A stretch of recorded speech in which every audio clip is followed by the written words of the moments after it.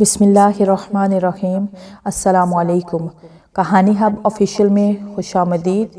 آج پھر دوستوں میں آپ کے لیے ایک بہت ہی اچھی اور سچی کہانی لے کر آئی ہوں۔ نئے آنے والے دوستوں سے گزارش ہے کہ وہ میرا چینل کو سبسکرائب کریں اور بیل آئیکن کو پریس کریں۔ تو چلیں بڑھتے ہیں کہانی کی جانب۔ تیز طوفانی ہواؤں اور طوفانی بارش نے موسم کو انتہائی خطرناک بنا دیا تھا۔ ہر طرف سیاہ اندھیرا بکھرا ہوا تھا۔ حسین نے بہت منع بھی کیا تھا، لیکن علی گھر سے نکل آیا کیونکہ ان دونوں کو دوست کی شادی میں جانا تھا۔ ایک تو ٹوٹی پھوٹی سڑک اور پھر یہ موسم خراب۔ تیز ہواؤں کی وجہ سے ان کی گاڑی کا رخ مڑ گیا۔ اندھیرے کی وجہ سے وہ گاڑی چلا نہیں پا رہا تھا۔ اچانک ان کی گاڑی ایک درخت کے ساتھ ٹکرا گئی اور گاڑی رک گئی۔ دونوں دوست گاڑی سے اتر گئے، طوفانی بارش سے بچنے کے لیے کسی سہارے کی تلاش کرنے لگے۔ دور سے ان لوگوں کو چمکتی ہوئے دیے کی طرح کوئی چیز نظر آئی۔ وہ دونوں اس تک پہنچنے کے لیے چھوٹی چھوٹی دیوار کی چار دیواری میں داخل ہونے کے لیے گیٹ کی جانب چل دیے۔ علی یار، ہمیں یہاں نہیں جانا چاہیے، پتہ نہیں یار یہ کیسی جگہ ہوگی، حسین نے ڈرے ہوئے لہجے میں کہا۔ یار آج کی رات گزر جائے پھر ہم چلے جائیں گے، علی نے جواب دیا۔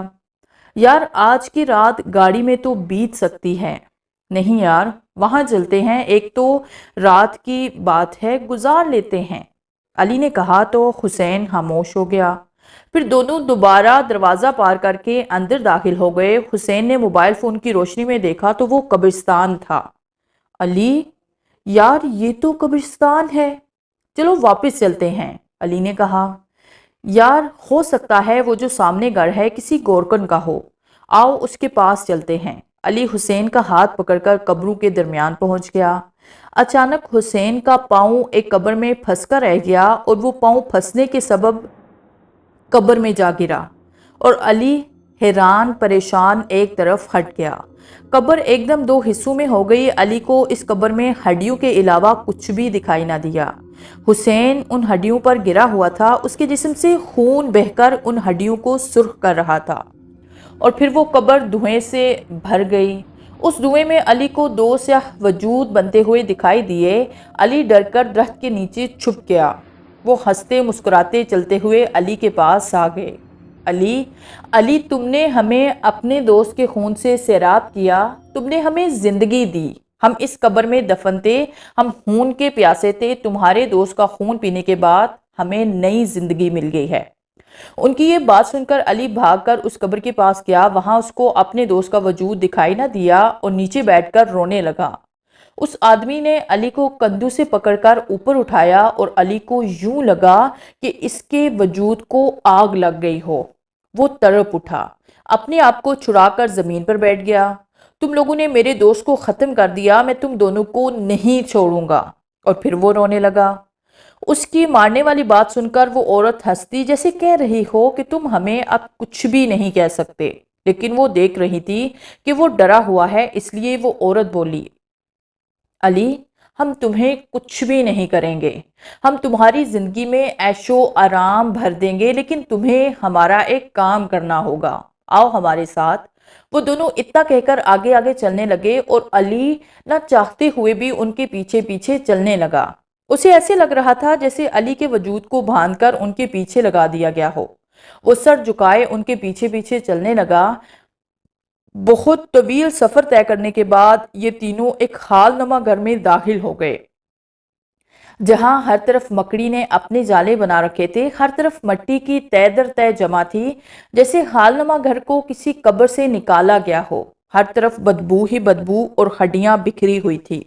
بدبو کی وجہ سے علی کی طبیعت خراب ہونے لگی، اس کو قے آنے لگی، اس کا سر گھومنے لگا، اس کی طبیعت خراب ہوتی چلی گئی۔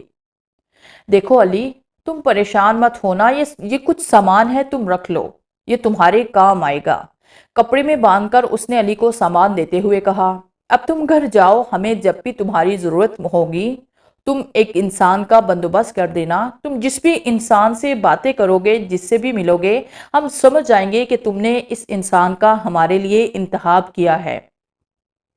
وہ انسان خود بخود ہمارے پاس پہنچ جائے گا۔ ہم تمہیں کسی بھی مشکل میں نہیں ڈالنا چاہیں گے، ہمیں صرف 100 انسانوں کا خون چاہیے، وہ بھی ہر مہینے۔ علی ان کی بات سن کر کچھ بھی نہ بولا۔ وہ ڈرا ہوا تھا اور ان لوگوں سے کسی طرح دور ہونا چاہتا تھا۔ جاؤ اب تم، اس عورت نے کہا، اور وہ چل دیا۔ اور اس کے چلنے کا انداز بہت ہی تیز تھا۔ وہ سیدھا اپنے ہاسٹل پہنچ گیا۔ وہاں پر اس کے تمام دوست موجود تھے۔ اس کو اکیلے میں دیکھ کر وہ حسین کے بارے میں اس سے پوچھنے لگے، لیکن وہ ان کو کیا بتاتا، کیا جواب دیتا؟ وہ چپ چاپ اپنے روم میں چلا گیا اور جاتے ہی اندر سے دروازہ بند کر کے بیڈ پر لیٹ گیا۔ وہ سوچنے لگا، کاش میں حسین کی بات مان لیتا اور گاڑی میں ہی رک جاتا، ان روشنی کی طرف نہ جاتا، تو ہو سکتا تھا کہ مجھے آج یہ دن نہ دیکھنا پڑتا، میں یہاں اکیلا نہ آتا، وہ بھی میرے ساتھ یہاں واپس آتا۔ وہ روتا جا رہا تھا، بار بار اس کی نظروں کے سامنے اپنے دوست کا چہرہ دکھائی دے رہا تھا، اور وہ منظر بھی دکھائی دے رہا تھا کہ وہ کیسے قبر میں گرا تھا اور کیسے قبر سے دعاں اٹھا تھا، اور اس کے بعد اس کے دوست کا نام و نشان تک ختم ہو گیا تھا۔ سب کچھ اس کی آنکھوں کے سامنے گھوم رہا تھا۔ وہ روتا چلاتا جا رہا تھا اور پھر وہ کمرے میں ہی بند رہنے لگا، اپنے تمام دوستوں سے کٹ کر رہ گیا۔ حالانکہ اس کے دوست اس سے بہت سی باتیں کرنا چاہتے تھے، لیکن وہ ان سب کو نظر انداز کرنے لگا۔ اس کا زیادہ ٹائم اپنے روم میں گزرنے لگا، کسی سے بھی بولنے کو اس کا جی نہیں چاہتا تھا۔ اس کی تمام خوشیاں ختم ہو کر رہ گئی تھی۔ وہ جو کپڑے میں باندھی ہوئی چیز تھی، اس نے کھول کر دیکھا تو اس میں بہت زیادہ نقدی تھی۔ وہ یہ سب دیکھ کر خوش ہو گیا، اور پھر اس نے ایک دن فیصلہ کر لیا کہ وہ جنگل میں گزر بسر کرے گا۔ اپنے اس فیصلے کو عملی جامہ پہنانے کے لیے اس نے ایک شو روم سے گاڑی لی، اور اس میں ضروریات زندگی کی ہر چیز رکھنے کے بعد اس نے جنگل کی طرف اپنا سفر شروع کر دیا۔ ایک لمبی مسافت کے بعد وہ جنگل میں پہنچ گیا، اور اس نے پھر اپنے لیے ایک جگہ کا انتخاب کیا اور وہاں ہی رہنے لگا۔ ابھی اس کو وہاں جنگل میں آئے ہوئے 2 ہی دن ہوئے تھے کہ باغولتی اور دیو، وہ دونوں اس کے پاس آئے۔ وہ انتہائی غصے میں تھے۔ اسے دیکھتے ہی بولے، تم نے انسانی دنیا کو چھوڑ کر یہاں کیوں ڈیرا لگا لیا ہے؟ یہاں ہمارے لیے انسان کا بندوبست کیسے کرو گے؟ اس کی آواز ایسی تھی کہ علی کا دماغ شائیں شائیں کرنے لگا۔ وہ بے چینی سے ان دونوں کو دیکھنے لگا۔ مالتی بولی، دیو تم جاؤ، میں اسے سمجھاتی ہوں۔ پھر وہ علی سے مخاطب ہوئی، دیکھو علی، ہم تمہیں کسی بھی مشکل میں ڈالنا نہیں چاہتے، لیکن ہم نے تمہیں ایک کام کہا تھا جو تم نے کرنا ہے اور ہر حال میں کرنا ہے۔ تمہیں ایک انسان کا بندوبست کرنا ہے، چاہے کچھ بھی ہو جائے۔ تم نے اس کو یہاں لانا نہیں، صرف اس سے تعلقات بڑھانے ہیں۔ اس کے بعد اس کو یہاں لانا ہمارا کام ہے۔ اس کے بعد ہم لوگ یہاں سے چلے جایا کریں گے۔ ٹھیک ہے تم لوگ جاؤ، میں انسانی دنیا میں جاتا ہوں، علی نے کہا تو وہ بولی، ٹھیک ہے اب جاتے ہیں، لیکن ہمارے لیے انسان کا بندوبست کرو اور یہ کام جلد از جلد کرو۔ اتنا کہہ کر وہ چلے گئے، لیکن علی شہر نہ آیا۔ وہ شہر آنا بھی نہیں چاہتا تھا، اور نہ ہی وہ کسی انسان سے تعلقات بڑھانا چاہتا تھا۔ وہ جانتا تھا کہ اس کے بڑھائے ہوئے تعلقات اس انسان کی زندگی کا خاتمہ ہے، اور وہ ایسا ہرگز نہیں چاہتا تھا۔ کئی دن گزر گئے، لیکن وہ شہر نہ آیا۔ وہ دونوں پھر آ گئے۔ اب کی بار دیو غصے سے سرخ ہو رہا تھا۔ اس نے آتے ہی علی پر مکوں، گھونسوں اور تھپڑوں کی بارش شروع کر دی۔ اس کا غصہ تھا کہ ٹھنڈا ہونے کا نام نہیں لے رہا تھا۔ اس نے ایک درخت سے ایک موٹی سی لکڑی توڑ لی جو کانٹوں سے بھری ہوئی تھی، اس سے وہ اس کی پٹائی کرنے لگا۔ علی کا جسم کانٹوں سے لہو لہان ہونے لگا، اس کو اپنا جسم چیرتا ہوا محسوس ہونے لگا۔ وہ درد کی شدت سے بے ہوش ہو گیا۔ باغونتی اس کے پاس آئی اور اس پر منتر پڑھنے لگی۔ وہ ایک بار پھر ہوش میں آ گیا۔ اس نے اس کے جسم پر سفید محلول ڈالا تو اس کے زخم ٹھیک ہونے لگے۔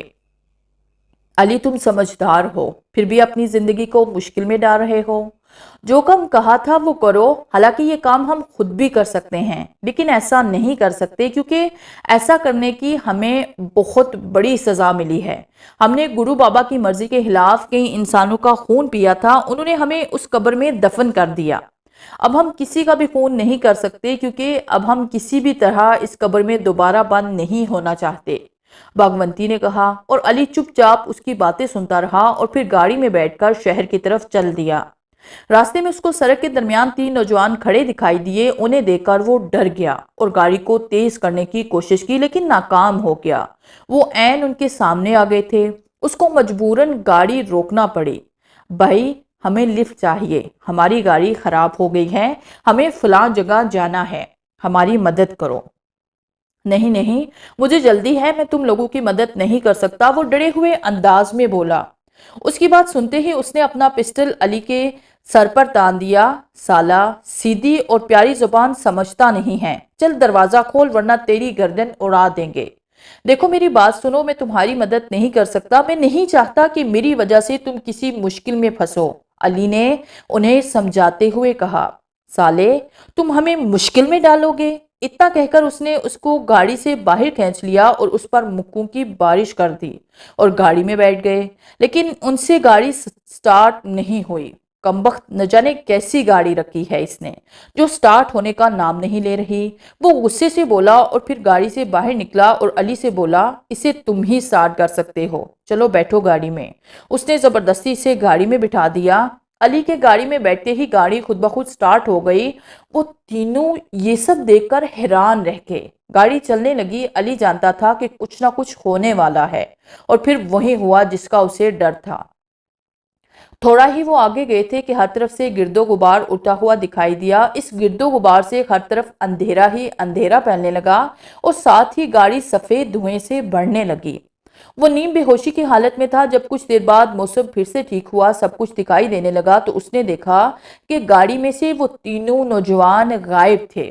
وہ ادھر ادھر دیکھنے لگا لیکن وہ جان گیا تھا کہ گاڑی میں سفید دھوئیں کا مطلب کیا تھا.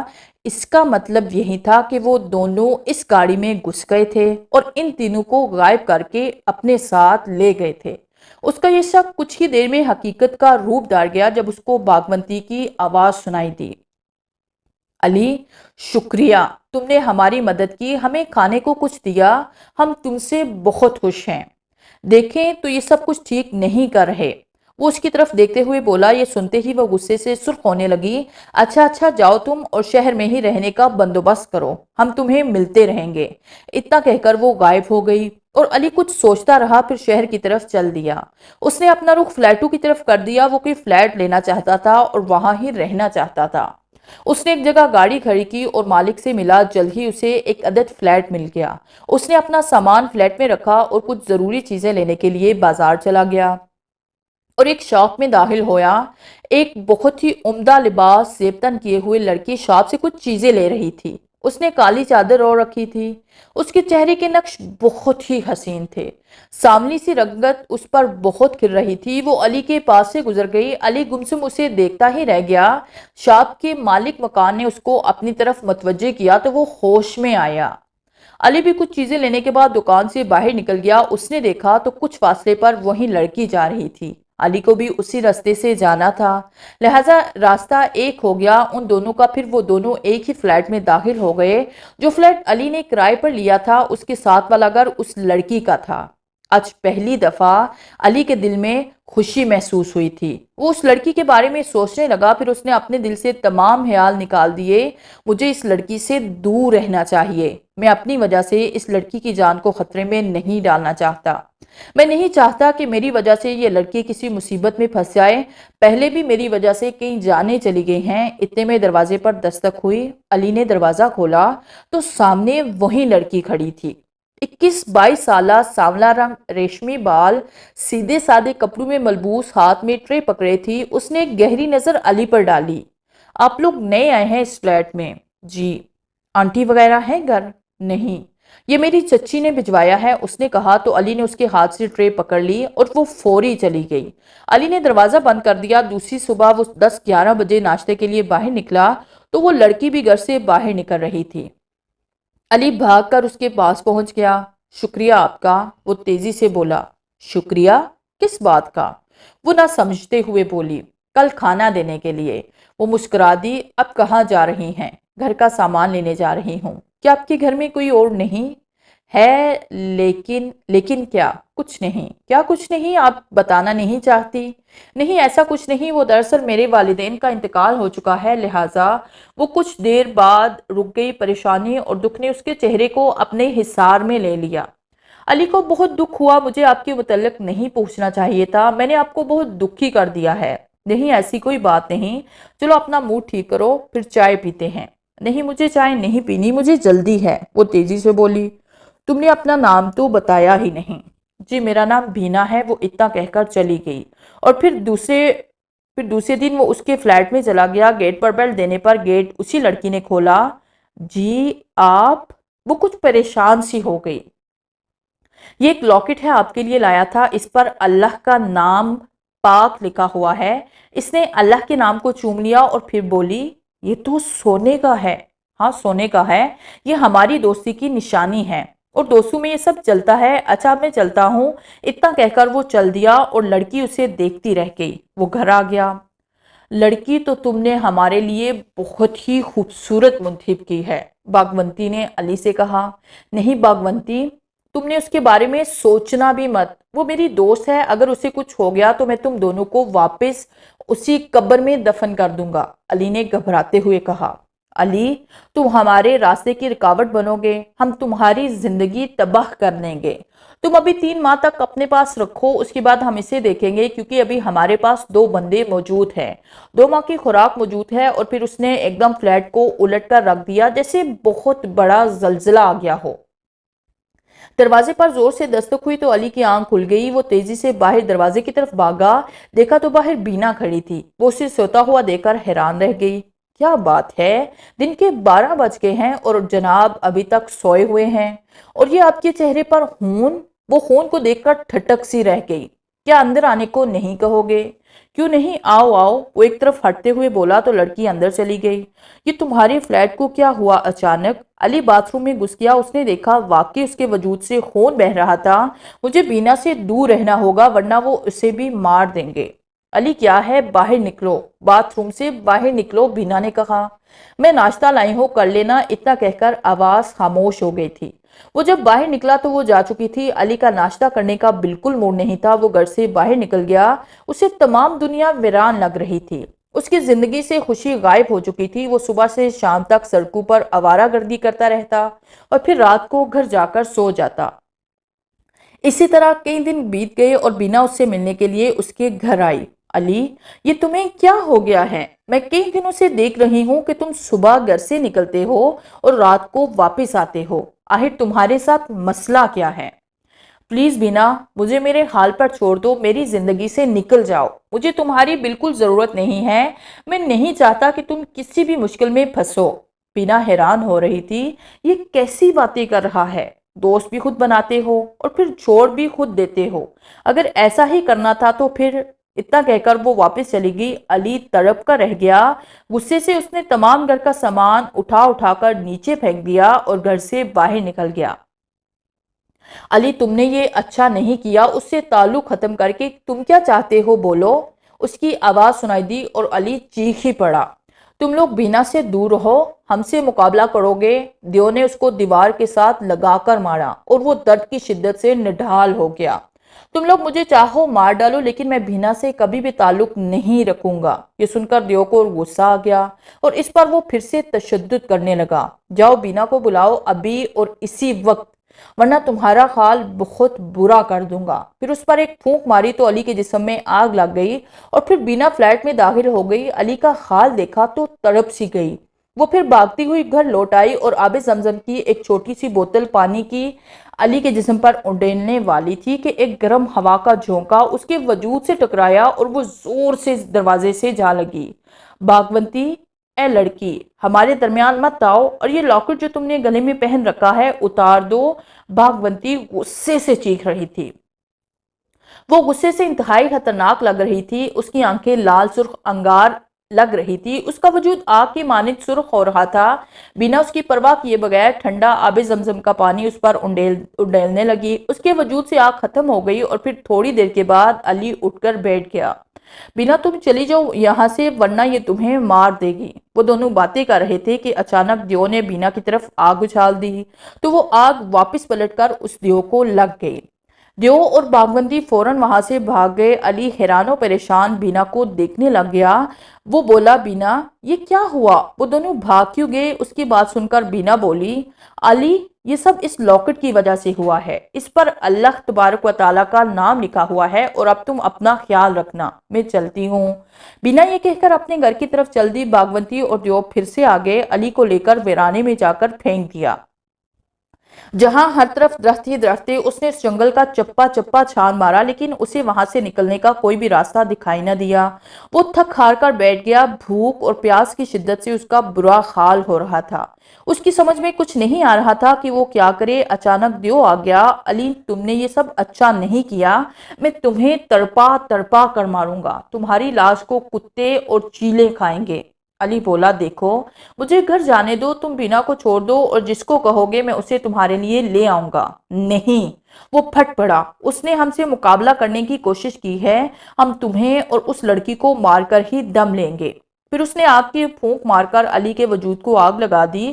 وہ آگ کی شدت سے نڈھال ہو گیا اور زمین پر گر پڑا۔ آگ والی سزا ختم ہوئی تو اس نے دیکھا کہ اس کے وجود پر بہت سی چیونٹیاں چپک کر اس کا خون نچوڑ رہی تھی۔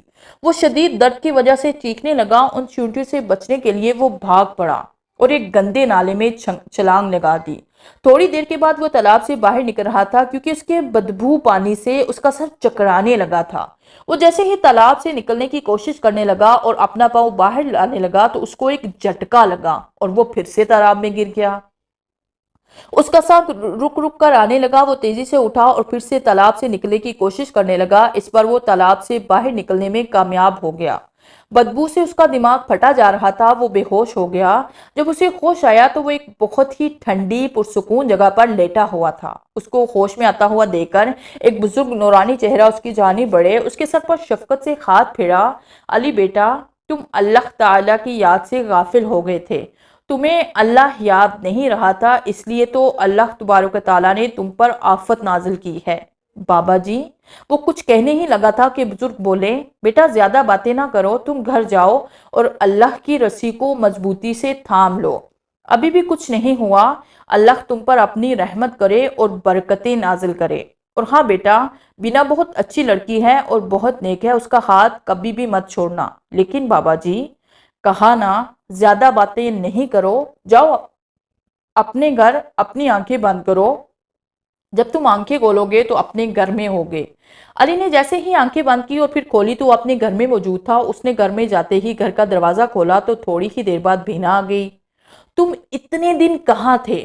میں نے تمہیں بہت تلاش کیا تھا، اس نے علی کو گھر میں دیکھتے ہی کہا، اور علی بالکل چپ چاپ تھکا تھکا سا لگ رہا تھا۔ اسے اس حالت میں دیکھ کر وہ اس کے قریب ہوئی اور اپنا ہاتھ اس کے ماتھے پر رکھا۔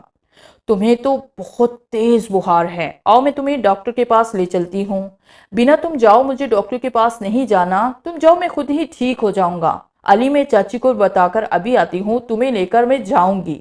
اتنا کہہ کر وہ گھر سے چلی گئی اور علی اس کے جانے کے بعد واش روم میں گھس گیا، نہایا دھویا، وضو کیا اور اسے اپنا وجود بہت ہی ہلکا محسوس ہونے لگا، جیسے اس کے دل سے تمام بوجھ ختم ہو گیا ہو۔ وہ واش روم سے باہر نکلا تو ایک تیز جھٹکے کے ساتھ وہ دیوار کے ساتھ لگ گیا۔ تم بھی اس لڑکی کے ساتھ مل گئے ہو، اور تم واپس کیسے آ گئے؟ دیو غصے سے چیخ رہا تھا۔ علی بہت ہی پرسکون اور اطمینان سے بولا، جو اب تمہارے دن بالکل ہی کم رہ گئے ہیں، میں تمہیں اور باغبنتی کو واپس اسی قبر میں دفن کر دوں گا۔ اس کی بات سن کر دیو غصے میں آ گیا۔ اس نے اس پر کچھ پڑھ کر پھونک ماری، جس سے گھر میں ایک طوفان آ گیا۔ گھر کا تمام سامان برتن اڑ کر علی کے پاس آ کر رک جاتے۔ بوڑھا دیو واپس بھاگ گیا اور کچھ ہی دیر بعد وہ باغبنتی کے ساتھ دوبارہ واپس آیا۔ وہ دونوں انتہائی غصے میں تھے، گھر کا سامان بکھرا پڑا تھا۔ علی کو مارنے کے لیے اس کی طرف بڑھنے لگے، لیکن وہ دونوں اس تک پہنچ نہیں پا رہے تھے۔ اسے لگ رہا تھا کہ جیسے علی کسی حصار میں بند ہو۔ وہ دونوں علی سے غصے سے چیخ رہے تھے۔ اتنے میں دروازہ کھلا اور بینا اندر کمرے میں داخل ہوئی اور علی کو پریشان دیکھ کر بولی، علی یہ تم کس الجھن میں پڑ گئے ہو؟ میں تمہیں ڈاکٹر کے پاس لے جانے کے لیے آئی ہوں۔ اتنا کہہ کر وہ علی کی طرف بڑھی اور اس کا ہاتھ پکڑ کر گھر سے باہر نکل گئی، اور کچھ ہی دیر میں وہ دونوں فلیٹ سے باہر تھے۔ ان کے باہر نکلتے ہی ایک تیز آندھی آئی اور دیکھتے ہی دیکھتے آسمان پر کالے بادل چھانے لگے۔ سیاہ بادلوں نے ماحول کو یکسر بدل دیا، ہر طرف سیاہ رات کا منظر دکھائی دینے لگا۔ وہ دونوں ہی حیران ہو رہے تھے۔ ان کے قدم تیز تیز ہواؤں سے اکھڑنے لگے تھے۔ وہ خود کو سنبھالنے کی کوشش کر رہے تھے جس میں بری طرح وہ ناکام ہو رہے تھے، اور تیز ہوا ان کو اڑا کر اپنے ساتھ لے جانے لگی۔ بینا، تو میرا ہاتھ مضبوطی سے تھام لو، میں جانتا ہوں کہ یہ سب کیا ہو رہا ہے۔ میں نہیں چاہتا کہ باغبندی تمہیں اڑا کر کہیں اور لے جائے۔ لیکن اچانک ہی وہ دونوں زمین پر منہ کے بھل گرے۔ علی بینا سے کچھ دور گرا تھا اور بینا اس پر اصرار قبر میں گری تھی۔ علی اٹھا اور تیزی سے قبر کی طرف دوڑا۔ اس نے ایک لمحے سے پہلے ہی بینا کا ہاتھ پکڑا اور اسے قبر سے باہر نکال دیا، پھر بینا کو ساتھ لے کر ایک طرف کو بھاگ نکلا۔ لیکن بینا تیز آندھی سے نیچے گر گئی۔ وہ دونوں بینا کی طرف بڑھے لیکن وہ اس کا شکار کرنا چاہتے تھے۔ اس کی نظر میں اس ماں کا شکار بینا ہی تھی۔ وہ تیزی سے بینا کی طرف بڑھے اور اسے جا کر پکڑ لیا۔ اسے چھوتے ہی ان کے جسم کو آگ لگ گئی اور وہ دونوں ہی چیختے ہوئے ایک طرف بھاگنے لگے۔ ان کا رخ قبر کی طرف تھا۔ وہ خود بھی نہیں جانتے تھے کہ وہ کس طرف جا رہے ہیں۔ بھاگتے بھاگتے وہ دونوں ہی قبر میں گرے۔ ان کے منہ سے چیخیں گونج رہی تھی۔ بینا یہ سب کچھ دیکھ کر حیران ہو رہی تھی۔ وہ تیزی سے ان کی طرف بھاگی، دیکھا تو آگ نے پوری طرح انہیں اپنی لپیٹ میں لے رکھا تھا۔ وہ جل رہے تھے۔ ہوائیں اسی طرح طوفانی تھی۔ ان کی راکھ تیز آندھی اور طوفانی ہواؤں میں گول گول گھوم کر قبر میں جذب ہوتی جا رہی تھی، اور وہ دونوں ہی ایک بار پھر قبر میں دفن ہو کر رہ گئے تھے۔ ان کے دفن ہوتے ہی تیز ہواؤں اور آندھی کا زور ٹوٹ گیا۔ موسم یکدم ہی خوشگوار ہو گیا۔ آسمان صاف ہو گیا۔ بینا نے دیکھا کہ علی بہت ہی دور پریشان کھڑا تھا۔ اس نے جب بینا کو زندہ حالت میں دیکھا تو خوشی سے اس کی طرف بھاگا۔ اسے یقین نہیں آ رہا تھا کہ بینا زندہ بچ گئی ہے۔ وہ تو سمجھ رہا تھا کہ وہ ان کے ہاتھوں ماری جا چکی ہے۔ وہ بھاگتا ہوا اس کے پاس پہنچ گیا۔ بینا، تم ٹھیک ہو؟ ہاں، میں ٹھیک ہوں، مجھے کچھ بھی نہیں ہوا ہے۔ اور علی، وہ دونوں اس قبر میں دفن ہو گئے ہیں۔ میں نے ان کی راکھ کو قبر میں دفن ہوتے ہوئے دیکھا ہے۔ ان دونوں نے مجھے ایک ساتھ پکڑنے کی کوشش کی تھی، لیکن پھر ان کے جسموں کو آگ لگ گئی اور وہ دونوں ہی چیخنے لگے اور اس قبر کی طرف بھاگے۔ اس کے بعد سفید دھواں اٹھنے لگا۔ بینا نے علی کو تمام سٹوری سنا دی۔ وہ تیز آندھی اور طوفانی ہواؤں میں کچھ بھی نہیں دیکھ سکا تھا۔ بینا کی سنائی ہوئی سٹوری پر وہ خوشی سے جھوم گیا۔ اور بینا، تمہارا بہت بہت شکریہ کہ تم نے ان کو مار دیا ہے۔ اب وہ ہمیشہ کے لیے قبر میں دفن ہو گئے ہیں۔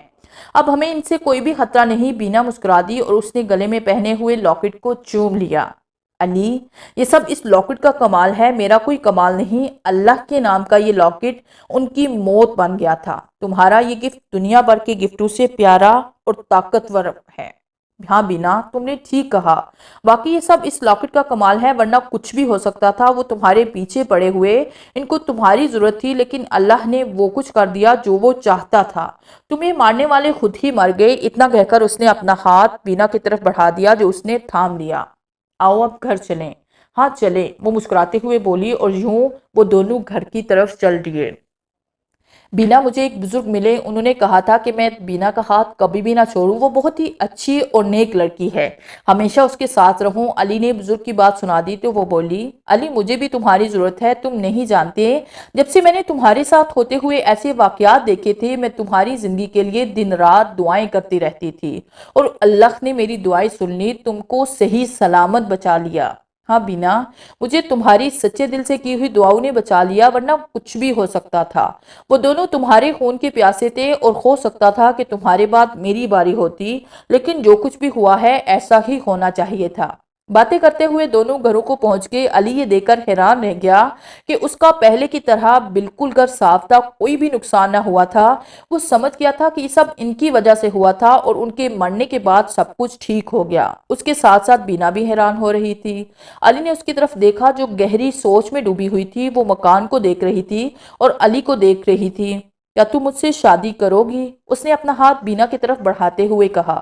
بینا نے شرماتے ہوئے اپنا ہاتھ اس کے ہاتھ میں دے دیا۔